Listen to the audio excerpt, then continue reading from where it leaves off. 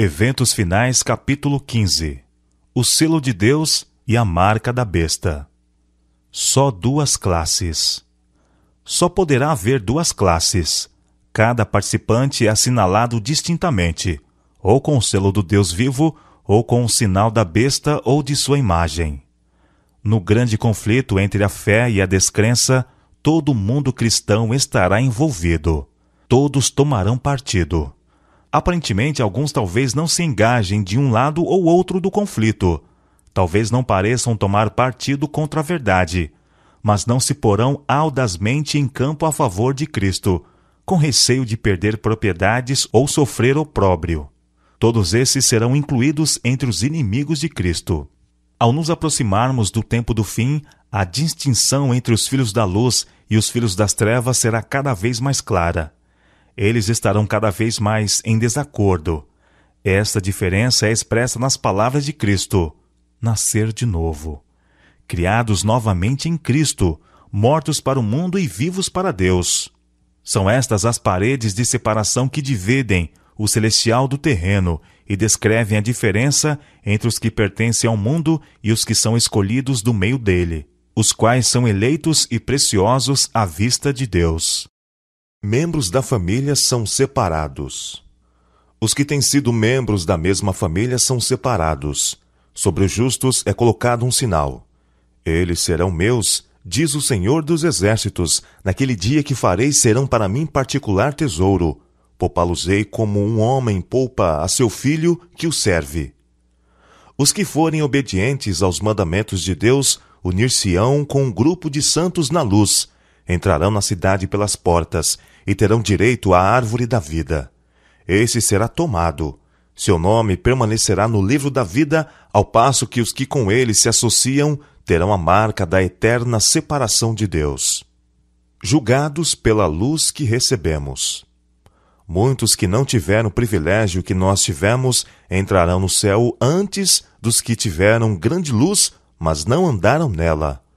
Muitos viveram de acordo com a melhor luz que tiveram e serão julgados em conformidade com isso. Todos terão de esperar pelo tempo designado, até que as advertências tenham ido a todas as partes do mundo, até que suficiente luz e evidências tenham sido dadas a cada pessoa. Alguns terão menos luz que outros, mas cada um será julgado de acordo com a luz recebida. Foi-nos concedida grande luz a respeito da lei de Deus. Esta lei é o padrão do caráter. Requer-se agora que o homem viva de acordo com ela, e seremos julgados por essa lei no último grande dia.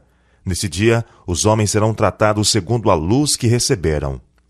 Os que tiveram grande luz e a desprezaram encontram-se em pior situação do que aqueles a quem não foram concedidas tantas vantagens. Eles exaltam a si mesmos, mas não ao Senhor. A punição imposta aos seres humanos será, em todos os casos, proporcional à desonra que eles causaram a Deus. Cada qual receberá esclarecimento bastante para fazer inteligentemente a sua decisão. Não há desculpa para cegueira voluntária. Ninguém será condenado por não fazer caso da luz e do conhecimento que nunca teve e não pôde obter. Muitos, porém, recusam obedecer à verdade que lhes é apresentada pelos embaixadores de Cristo, porque desejam acomodar-se ao padrão do mundo, e a luz que penetrou no seu entendimento, a luz que resplandeceu na alma, condená-los-á no juízo. Os que têm oportunidade de ouvir a verdade, mas não se esforçam para ouvi-la ou compreendê-la, pensando que, se não ouvirem, não serão responsáveis, serão considerados culpados perante Deus, como se a tivessem ouvido e rejeitado. Não haverá desculpa para os que preferem continuar no erro, quando poderiam compreender o que é a verdade. Em seus sofrimentos e morte, Jesus fez expiação por todos os pecados de ignorância, mas não foi tomada nenhuma providência para a cegueira voluntária. Não seremos considerados responsáveis pela luz que não atingiu nossa percepção, mas pela luz a que resistimos e que rejeitamos.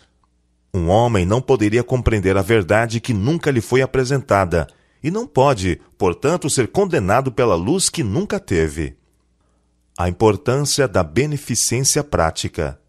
As decisões do último dia recaem sobre nossa beneficência prática. Cristo reconhece cada ato de beneficência como feito a Ele mesmo. Quando as nações se reunirem diante dele, não haverá senão duas classes, e seu destino eterno será determinado pelo que houverem feito ou negligenciado fazer por ele na pessoa dos pobres e sofredores.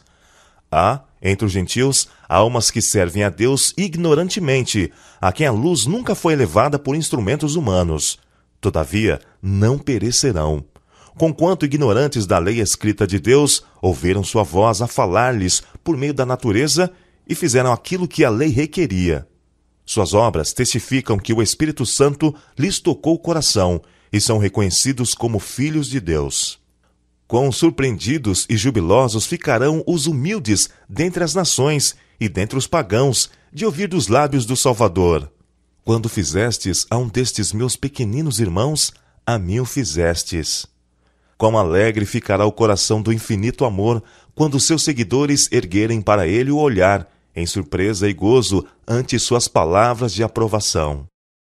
O motivo dá cunho às ações. No dia do juízo, alguns apresentarão esta ou aquela boa ação como pretexto para receberem consideração. Eles dirão: eu montei um negócio para vários jovens, dei dinheiro para fundar hospitais, aliviei as necessidades das viúvas e acolhi os pobres em minha casa. Sim, mas os seus motivos estavam tão contaminados pelo egoísmo que a ação não era agradável à vista do Senhor. Em tudo o que fizeram, o próprio eu foi realçado consideravelmente. É o motivo que imprime cunho às nossas ações, assinalando-as com ignominia ou elevado valor moral. O que é o selo de Deus? Logo que o povo de Deus estiver selado na fronte, não é algum selo ou marca que pode ser visto, mas a consolidação da verdade, tanto intelectual como espiritual, de modo que não possam ser abalados. Logo que o povo de Deus estiver selado e preparado para a sacudidura, ela ocorrerá. Na realidade, já começou. O selo do Deus vivo é colocado nos que guardam conscienciosamente o sábado do Senhor. Os que querem ter o selo de Deus na testa precisam guardar o sábado do quarto mandamento. A verdadeira obediência do sábado é o sinal de lealdade a Deus. De todos os 10 preceitos, só o quarto contém o selo do grande legislador, criador dos céus e da terra. A observância do memorial do Senhor, o sábado instituído no Éden, o sábado do 7º dia, é a prova de nossa lealdade a Deus. Tão verdadeiramente como foi colocado um sinal sobre as portas das habitações dos hebreus, para proteger o povo contra a ruína geral, será colocado um sinal em cada um dos que pertencem ao povo de Deus. O Senhor declara: também lhes dei os meus sábados para servirem de sinal entre mim e eles, para que soubessem que eu sou o Senhor que os santifica. Semelhança com Cristo no caráter. O selo do Deus vivo só será colocado nos que se assemelham a Cristo no caráter. Os que hão de receber o selo do Deus vivo e ser protegidos no tempo de angústia devem refletir completamente a imagem de Jesus. O selo de Deus jamais será colocado à testa de um homem ou mulher impuros. Jamais será colocado à testa de um homem ou mulher cobiçosos ou amantes do mundo. Jamais será colocado à testa de homens ou mulheres de língua falsa ou coração enganoso. Todos os que recebem o selo devem ser imaculados diante de Deus, candidatos para o céu. O amor exprime-se na obediência, e o amor perfeito lança fora o temor. Os que amam a Deus têm o seu selo na testa e praticam as obras de Deus. Os que vencem o mundo, a carne, o diabo, serão os agraciados que receberão o selo do Deus vivo. Com todas as faculdades que nos foram dadas por Deus, estamos procurando alcançar a medida da estatura de homens e mulheres em Cristo? Estamos buscando sua plenitude, chegando cada vez mais alto, procurando atingir a perfeição de seu caráter? Quando os servos de Deus chegarem a esse ponto, eles serão selados em suas frontes. O anjo relator declarará: feito está. Eles estarão completos naquele a quem pertencem pela criação e pela redenção. No tempo do selamento, agora. Vi que a presente prova do sábado não poderia vir até que a medição de Jesus no lugar santo terminasse e ele passasse para dentro do segundo véu. Portanto, os cristãos que dormiram antes que a porta fosse aberta no Santíssimo, quando terminou o clamor da meia-noite no 7º mês, em 1844, e que não haviam guardado o verdadeiro sábado, agora repousam em esperança, pois não tiveram a luz e o teste sobre o sábado que nós agora temos, uma vez que a porta foi aberta. Eu vi que Satanás estava tentando alguns do povo de Deus neste ponto, sendo que grande número de bons cristãos adormeceram nos triunfos da fé e não guardaram o verdadeiro sábado. Eles estavam em dúvida quanto a ser isto um teste para nós agora. Satanás está agora usando cada artifício neste tempo de selamento, a fim de desviar a mente do povo de Deus da verdade presente e levá-los a vacilar. Vi que ela, a senhora Hastings, estava selada, e a voz de Deus ressurgiria e se ergueria sobre a terra, e estaria com os 144.000. Vi que não precisamos chorar sobre ela. Ela repousaria durante o tempo da angústia. Em nossa terra vivem homens que passaram dos 90 anos de idade. Os resultados naturais da velhice se fazem notar em sua debilidade, mas eles creem em Deus, e o Senhor os ama. O selo de Deus está neles, e se encontrarão com aqueles a cujo respeito o Senhor disse: Bem-aventurados mortos que morrem no Senhor. Oxalá o selo de Deus seja colocado em nós. Dentro em pouco será colocado o selo de Deus em cada um de seus filhos. Oxalá ele seja colocado em nossas frontes. Quem pode suportar o pensamento de ser passado por alto quando o anjo se puser a selar os servos de Deus em suas frontes? Se os crentes, na verdade, não forem sustidos por sua fé nestes dias relativamente pacíficos, que os deterá quando vier a grande prova e sair o decreto contra todos os que não adorem a imagem da besta, nem receberam na testa ou nas mãos o sinal? Não está longe esse tempo solene. Em vez de se tornar fraco e irresoluto, o povo de Deus deve estar reunindo forças e ânimo para o tempo de angústia. O que é a marca ou sinal da besta? João foi convidado a contemplar um povo distinto dos que adoram a besta ou a sua imagem, observando o primeiro dia da semana. A observância desse dia é o sinal da besta. O sinal da besta é o dia de repouso papal. Quando vier a prova, será mostrado claramente o que é a marca da besta. Ela é a observância do domingo. O sinal ou selo de Deus é revelado na observância do sábado do 7º dia, o memorial divino da criação. A marca da besta é o oposto disso, a observância do primeiro dia da semana. A todos, os pequenos e os grandes, faz que lhes seja dada certa marca sobre a mão direita ou sobre a fronte. Apocalipse capítulo 13, verso 16. Os homens não só não deverão trabalhar com as mãos no domingo, mas reconhecer com a mente que o domingo é o sábado. Quando é recebido o sinal da besta? Ninguém recebeu até agora o sinal da besta. A observância do domingo não é ainda o sinal da besta, e não será até que saia o decreto compelindo os homens a venerarem esse falso sábado. Chegará o tempo em que esse dia será a prova, mas esse tempo ainda não veio. Deus concedeu aos homens o sábado como sinal entre ele e eles, como uma prova da fidelidade deles. Os que na grande crise que está perante nós, depois de receberem iluminação no tocante à lei de Deus, prosseguem desobedecendo e exaltando leis humanas acima da de Deus, receberão o sinal da besta.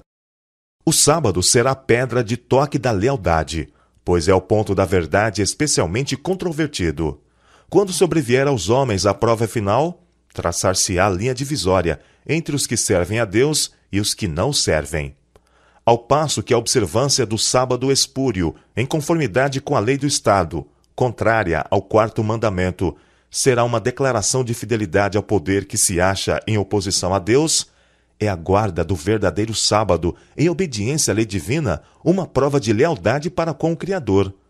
Ao passo que uma classe, aceitando o sinal de submissão aos poderes terrestres, recebe o sinal da besta, a outra, preferindo o sinal da obediência à autoridade divina, recebe o selo de Deus. A imposição da observância do domingo é a prova. Ninguém é condenado sem que haja recebido iluminação, nem se compenetrado na obrigatoriedade do 4º mandamento. Mas quando for expelido o decreto que impõe o sábado espúrio, e o alto clamor do terceiro anjo advertir os homens contra a adoração da besta e de sua imagem, será traçada com clareza a linha divisória entre o falso e o verdadeiro. Então os que ainda persistirem na transgressão receberão o sinal da besta. Quando, porém, a observância do domingo for imposta por lei e o mundo for esclarecido relativamente à obrigação do verdadeiro sábado, quem então transgredir o mandamento de Deus para obedecer a um preceito que não tem maior autoridade que a de Roma, honrará desta maneira o papado mais do que a Deus. Prestará homenagem a Roma, ao poder que impõe a instituição que Roma ordenou.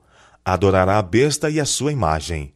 Ao rejeitarem os homens a instituição que Deus declarou ser o sinal de sua autoridade e honrarem em seu lugar a que Roma escolheu como sinal de sua supremacia, aceitarão de fato o sinal de fidelidade para com Roma, o sinal da besta. E somente depois que esta situação esteja assim plenamente exposta perante o povo, e este seja levado a optar entre os mandamentos de Deus e os dos homens, é que então aqueles que continuam a transgredir hão de receber o sinal da besta.